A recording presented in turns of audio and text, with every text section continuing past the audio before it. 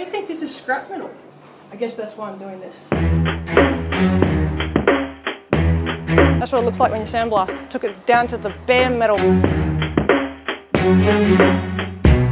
They don't make this steel like they used to. My name's Cali and I saved Jim from the landfill. There's so much gym stuff to be saved on the Gold Coast. So this weight was somebody's grandfather's. They didn't have the luxury or stops. You had to fit your own. You used a spanner. You can't buy this type of steel anymore. This is not scrap metal.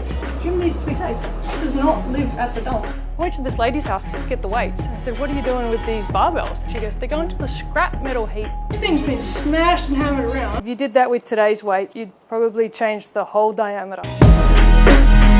Got a few that don't fit on bars anymore. Yeah, this is a vintage weight plate holder. This is something I went for quite a drive for. I saw this actually in a newspaper on the internet.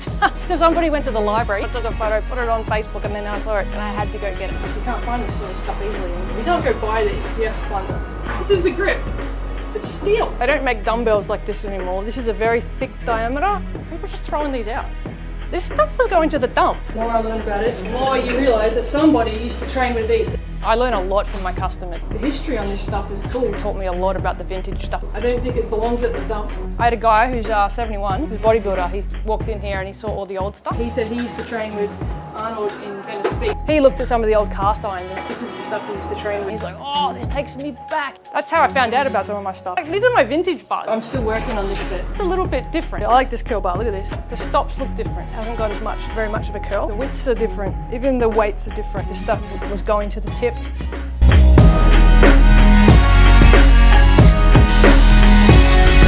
Landfill or the scrap metal heap.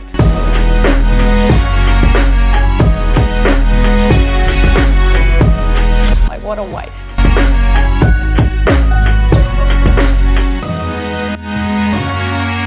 This all started from nothing. I didn't have any money to start this. I went and found a golf club set that was free, turned that into $125.